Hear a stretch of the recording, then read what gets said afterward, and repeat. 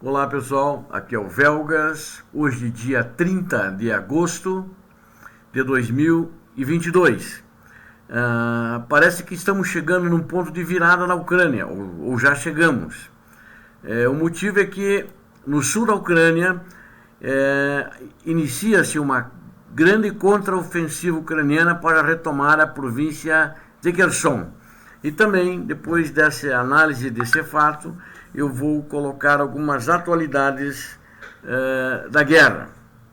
A Ucrânia lançou uma contraofensiva contra as forças russas perto da província de Kherson, ou seja, na província de Kherson, especificamente perto da cidade de Kherson também, que é a capital, no sul da Ucrânia.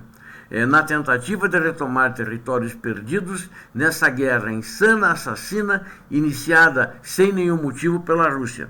Quero pedir a vocês, inscrevam-se no canal, compartilhem com suas redes sociais, caprichem num gostei, num like para nós e também escrevam, digam o que vocês acham, façam seus comentários. Um conselheiro sênior do governo ucraniano confirmou que Kiev havia iniciado uma grande operação destinada a retomar o território perdido na província de Kherson e também a cidade, que é estrategicamente a capital, né? Ela é estrategicamente importante e foi capturada pelas forças russas já no primeiro mês da guerra, aproximadamente. A primeira fase da contraofensiva está começando agora, na realidade começou ontem. Tudo começou com ataques maciços à infraestrutura e logística militar da Rússia, que ele já vem preparando e já vem atacando. As últimas semanas, a Ucrânia vem atacando a Rússia naquela região, inclusive atacando a Crimeia. O tão esperado ataque às forças russas visa recapturar esse território, que na realidade ele foi tomado pela Rússia agora nessa segunda fase dessa guerra que começou em 2014, quando eles pegaram a Crimeia. Nos últimos 2 meses, a Ucrânia realizou dezenas de ataques a linhas de abastecimento e infraestrutura russas, que apoiam a ocupação da região pela horda assassina russa, ou seja, toda a logística russa ela vem bombardeando nos últimos 2 meses, inclusive destruindo pontes para impedir que os russos levem especificamente para a cidade de Kherson, levem suprimentos, seja armamentos ou não armamentos. A chave para esse esforço é a implantação e que tem tido sucesso graças à implantação dos armamentos ocidentais recebidos pela Ucrânia, tais como os mísseis HIMARS, que foram entregues pelos Estados Unidos da América, né? Lançadores de mísseis guiados montados em caminhões cujo alcance é de até 80 quilômetros aproximadamente. Isso aumentou a capacidade da Ucrânia de atacar muito atrás das linhas inimigas. As Forças Armadas da Ucrânia romperam a primeira linha de defesa hoje dos ocupantes perto de Kherson. Então, com isso, forçaram os russos a recuarem. Você veja que interessante, os russos, na primeira linha de defesa, já fazem o recuo. A Ucrânia, na minha avaliação, tem uma chance real de recuperar seus territórios ocupados, especialmente considerando o uso muito bem sucedido das armas ocidentais pelo exército ucraniano. Eu diria que a libertação de Kherson ela pode não estar muito distante. No entanto, essa contraofensiva ucraniana, eu acredito que ela não vai ser rápida, né? Por quê? Na minha avaliação, a contraofensiva levada a cabo do país, levada a cabo, por exemplo, no sul da Ucrânia, ela destina-se e faz com que as tropas russas já iniciaram hoje um recuo, né? E eles querem empurrar os russos para a fronteira russa, ou seja, isso não vai ser rápido, por quê? Porque eles estão atacando o exército russo e não vão fazer a mesma estratégia dos russos que tomaram mais rapidamente, que destruíram cidades, assassinaram civis, né? Ou seja, esse processo não será tão rápido por causa disso.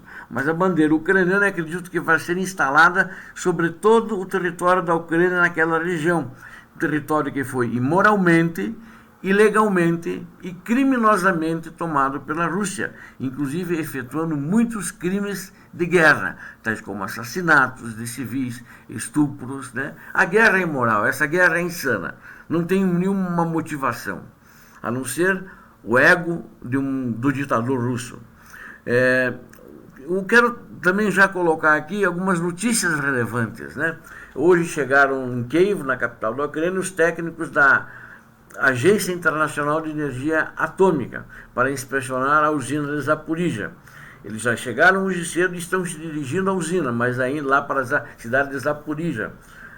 Mas ainda lá não chegaram e os russos já divulgaram alguns problemas burocráticos que poderão impedir a inspeção, a entrada deles na usina de Zaporizhia. Por que será? Claro, tem uma vasta artilharia de mísseis armazenadas dentro da usina que os russos colocaram, que também serve como bunker para mais de 500 militares russos e o seu equipamento pesado, né? Outro fato interessante é que vai começar agora uma série de exercícios entre Rússia e China. Chama-se as manobras Vostok, exercícios Vostok, que acontecem a cada 4 anos. Vão embarcar em uma série de exercícios militares, Rússia e China, esta semana. Um sinal do aprofundamento dos laços de Moscou com Pequim e o desejo do Kremlin de projetar uma imagem de negócios como sempre, né? Apesar dos custos crescentes de sua guerra na Ucrânia, né? E dos problemas que ela está tendo com essa guerra. Esses jogos de guerra Vostok, que começam hoje, né? Terça-feira, são realizados a cada 4 anos, né? E vão tomar parte cerca de 300 mil soldados, tanto ao lado da China e da Mongólia e da Rússia. Então, os primeiros exercícios que eles já participaram foi em 2018. As manobras desse ano dão mais um simbolismo aos combates na Ucrânia, que agora está em seu 7º mês. No entanto, autoridades ocidentais e analistas de defesa dizem que ilustram a amizade sem limites, prometida pouco antes do início da guerra pelos presidentes Vladimir Putin e Xi Jinping, quando Putin esteve lá na China para a abertura dos Jogos de Inverno. Na realidade, foi uma coisa assim, uma encenação. Aí no mundo não sabia se eles iam atacar a Ucrânia ou não, mas acredito que, na minha avaliação, a China até agora não entrou de cabeça e não vai entrar de cabeça, que ela tem mais a perder e também não deu o dinheiro que o ditador Putin precisa, né? A não ser comprou energia, tá? Como petróleo e gás da Rússia. Outra coisa importante, vocês vejam só, dessa guerra da Ucrânia, o ditador Putin, ele deixa o ministro da Defesa, general Sergei Shoigu, de lado. Isso deve-se ao fato que a guerra está estagnada. Os oficiais da linha de frente, pasmem, estão reportando-se diretamente ao ditador Putin. O ditador assumiu de fato o comando tático da guerra na Ucrânia. Que desespero! Isso é um desespero. Dizem que os oficiais, tanto os oficiais generais lá na frente de combate, quanto os demais oficiais, eles fazem chacota do general Sergei Shoigu.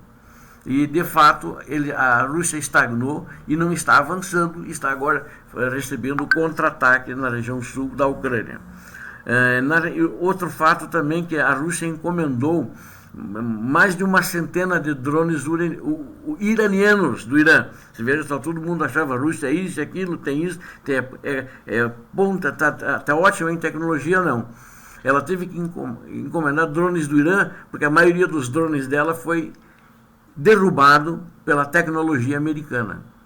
E o plano russo de aquisição de centenas de aparelhos era da série Mohajer e Shalet. Não está dando certo.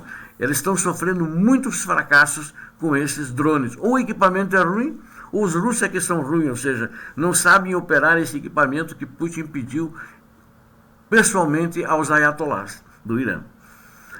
O diretor-geral da Agência Internacional de Energia Atômica, Rafael Grossi, anunciou esta segunda-feira que a equipe chegou hoje, ele inclusive chegou junto, em Kiev, capital da Ucrânia, para inspecionarem a usina de Zaporizhia.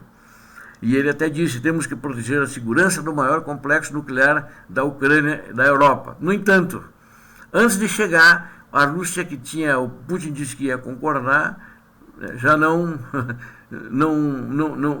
está colocando entraves burocráticos para essa inspeção, né? E por que será que ele está colocando esses entraves burocráticos? Porque dentro da usina tem material de artilharia, tem material de lançadores de mísseis que eles estão usando para atacar a região próxima de Zaporizhia.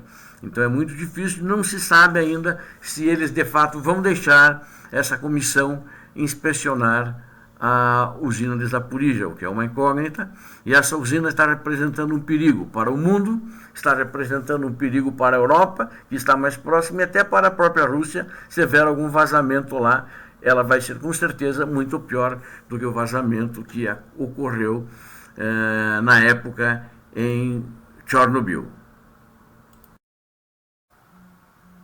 Antes de fazer os meus comentários sobre a contraofensiva ucraniana, eu quero noticiar também, enquanto eu fazia esse vídeo, eu recebi a notícia, né? Vocês também já devem talvez ter visto na imprensa, o falecimento do ex-líder soviético Mikhail Gorbachev. Ele faleceu aos 91 anos, ele fazia diálise, tinha problema dos rins, então ele não estava bem de saúde. O interessante é que ele foi a pessoa que promoveu a glasnost, a perestroika, que promoveu a abertura na União Soviética. Ele acabou com a Guerra Fria, né, sem derramamento de sangue, mas, no entanto, não impediu a dissolução da União Soviética, o que também pacificamente foi dissolvida e os países adquiriram a sua independência, como foi o caso da Ucrânia.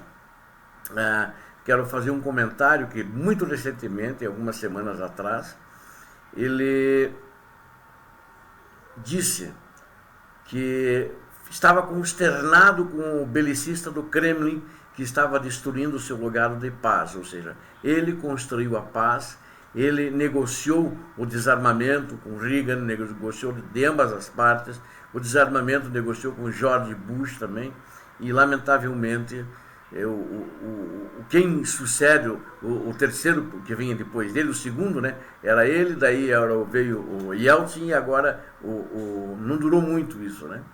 E parece que todo mundo esqueceu. Quem deu a liberdade à Igreja Ortodoxa na Rússia foi o Gorbachev, né? Mikhail Gorbachev. A liberdade de imprensa, que agora o Putin tirou, tudo é do Estado lá, a imprensa, é o Mikhail Gorbachev que deu a liberdade de imprensa. A propriedade privada que não existia na Rússia, na União Soviética, nos tempos do comunismo, que existe na Rússia, que o Gorbachev está procurando tirar, as empresas está estatizando tudo.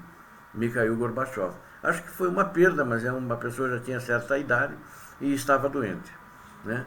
Condolências à família de Mikhail Gorbachev. Bom, a contraofensiva na Ucrânia, sem dúvida, é algo que está acontecendo, era previsto acontecer e está sendo ajudada pelos Estados Unidos da América.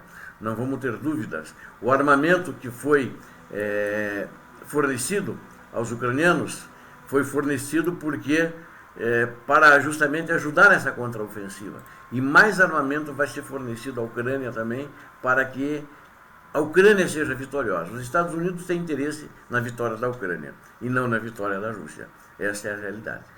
E vamos torcer, vamos rezar que a Ucrânia tenha sucesso. Porque a Ucrânia está defendendo o seu território, está defendendo a sua terra. Ela está defendendo o seu povo. Enquanto que o Gorbachev só quer terra, não sei por quê. Porque ele está destruindo cidades, expulsando o povo, inclusive expulsando do país, as pessoas fugindo de medo, e ele está assassinando. Está fazendo o mesmo crime que Hitler e Stalin fizeram, genocídio. Putin é um genocida, o segundo que sucede aquele que promoveu a paz, a perestroika, que foi Mikhail Gorbachev. Quero pedir a vocês, inscrevam-se no canal, é muito importante, caprichem no like, deem um like para nós, façam seus comentários, gostaria de ver os comentários nos vídeos que a gente faz para vocês, a gente produz para vocês, né? E também compartilhem com suas redes sociais. Deus abençoe a todos, paz e bem.